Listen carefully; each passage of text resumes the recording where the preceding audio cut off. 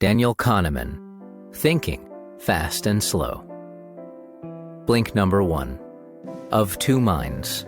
How our behavior is determined by two different systems, one automatic and the other considered. There is a compelling drama going on in our minds, a film-like plot between two main characters with twists, dramas, and tensions.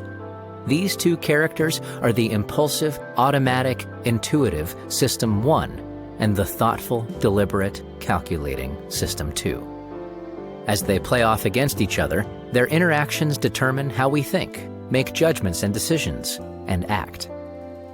System 1 is the part of our brain that operates intuitively and suddenly, often without our conscious control. You can experience this system at work when you hear a very loud and unexpected sound. What do? You probably immediately and automatically shift your attention toward the sound. That's System 1. This system is a legacy of our evolutionary past. There are inherent survival advantages in being able to make such rapid actions and judgments. System 2 is what we think of when we visualize the part of the brain responsible for our individual decision-making, reasoning, and beliefs. It deals with conscious activities of the mind, such as self-control, choices, and more deliberate focus of attention. For instance, imagine you're looking for a woman in a crowd. Your mind deliberately focuses on the task. It recalls characteristics of the person and anything that would help locate her. This focus helps eliminate potential distractions, and you barely notice other people in the crowd. If you maintain this focused attention, you might spot her within a matter of minutes, whereas if you're distracted and lose focus, you'll have trouble finding her. As we'll see in the following blinks, the relationship between these two systems determines how we behave. Blink number 2. The lazy mind. How laziness can lead to errors and affect our intelligence. To see how the two systems work, try solving this famous bat and ball problem.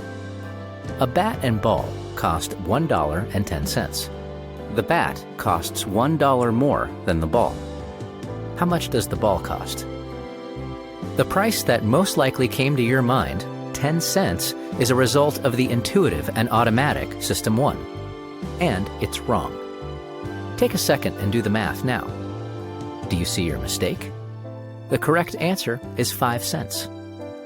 What happened was that your impulsive System 1 took control and automatically answered by relying on intuition. But it answered too fast. Usually, when faced with a situation it can't comprehend, System 1 calls on System 2 to work out the problem. But in the bat and ball problem, System 1 is tricked. It perceives the problem as simpler than it is, and incorrectly assumes it can handle it on its own. The issue the bat and ball problem exposes is our innate mental laziness. When we use our brain, we tend to use the minimum amount of energy possible for each task. This is known as the law of least effort. Because checking the answer with System 2 would use more energy, our mind won't do it when it thinks it can just get by with System 1. This laziness is unfortunate because using System 2 is an important aspect of our intelligence. Research shows that practicing System 2 tasks like focus and self-control lead to higher intelligence scores.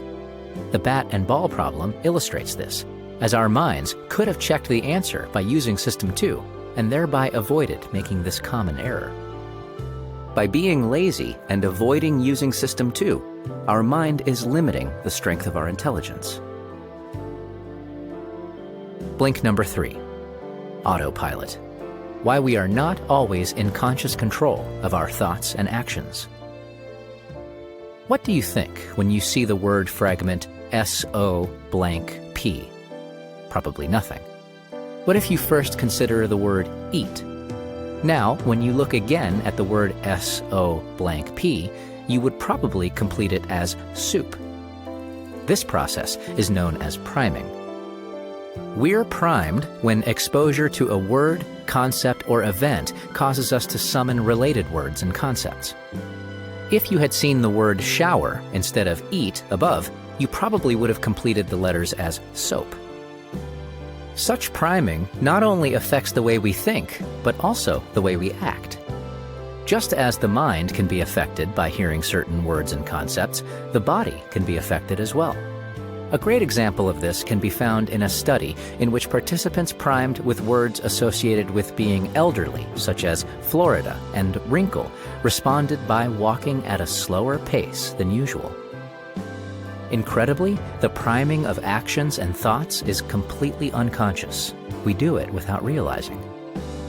What priming therefore shows is that despite what many argue, we are not always in conscious control of our actions, judgments, and choices.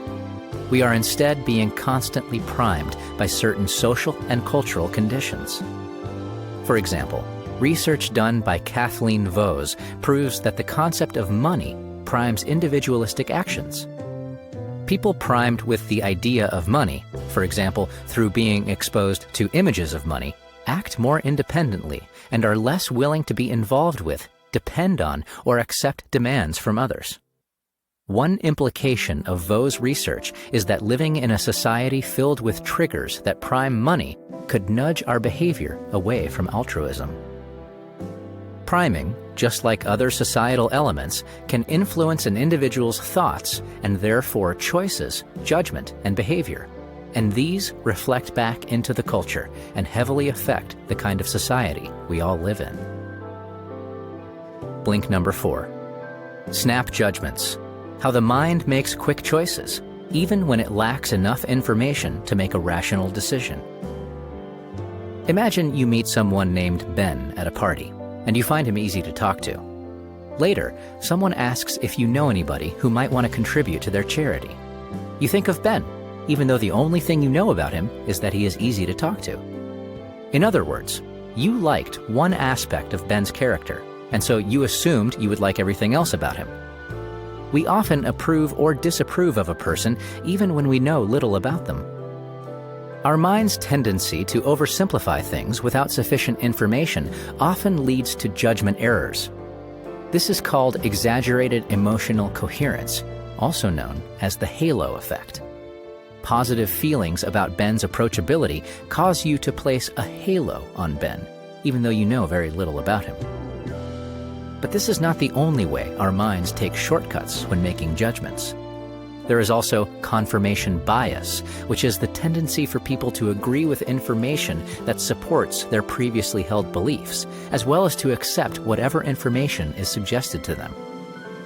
This can be shown if we ask the question, "Is James friendly?"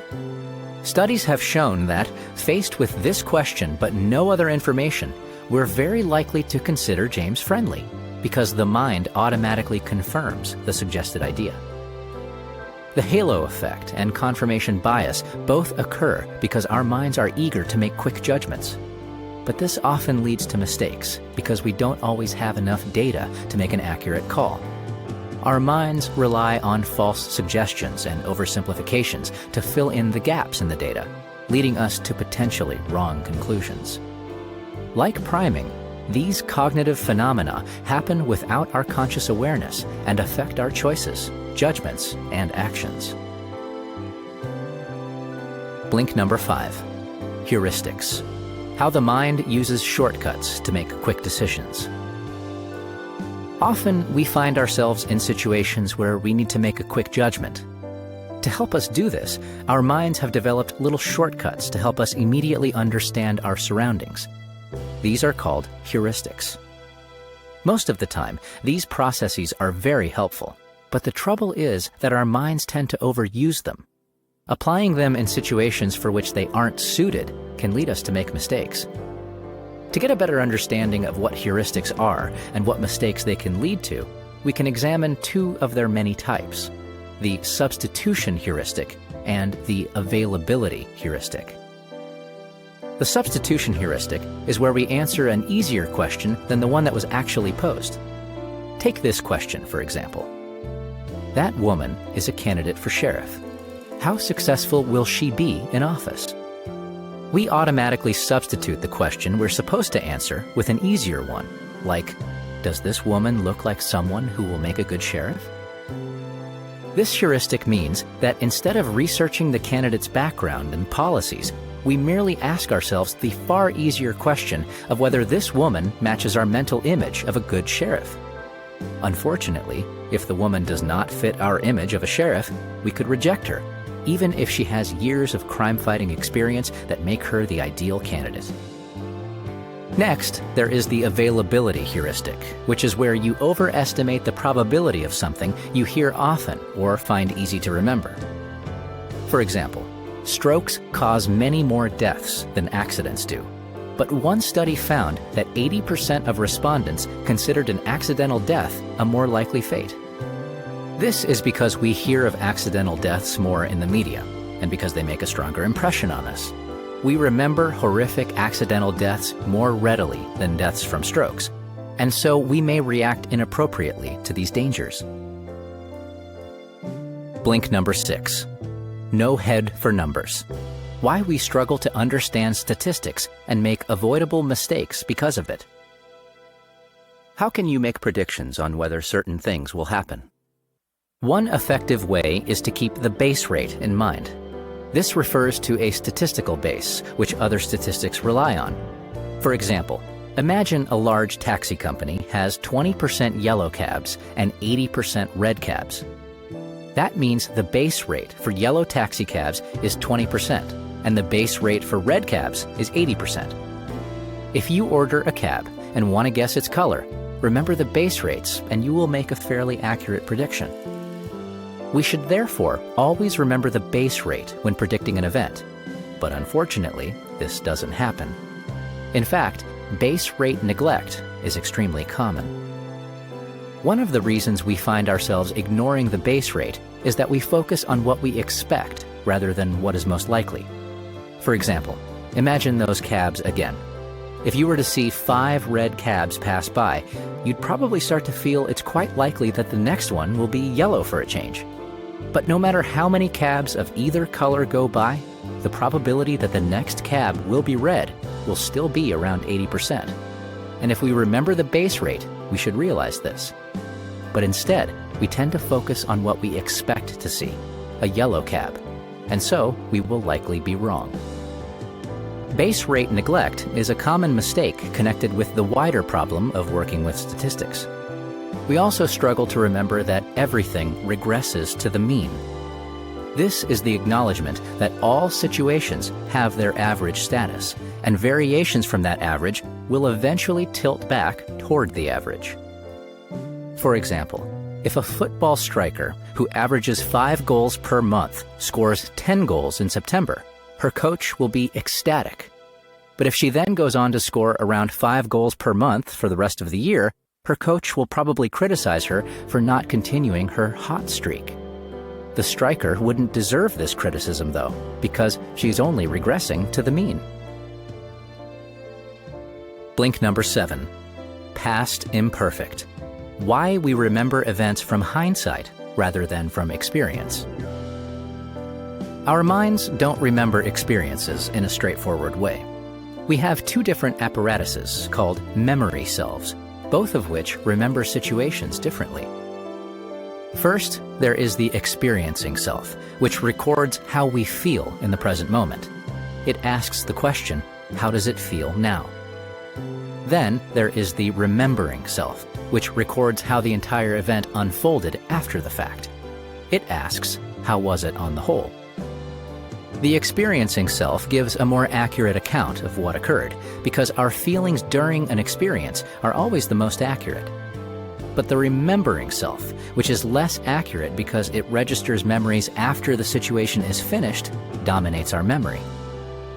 There are 2 reasons why the remembering self dominates the experiencing self. The first of these is called duration neglect, where we ignore the total duration of the event in favor of a particular memory from it. Second is the peak-end rule, where we overemphasize what occurs at the end of an event. For an example of this dominance of the remembering self, take this experiment, which measured people's memories of a painful colonoscopy. Before the colonoscopy, the people were put into 2 groups.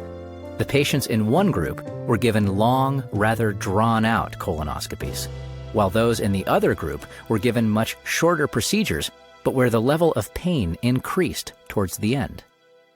You'd think the most unhappy patients would be those who endured the longer process, as their pain was endured for longer.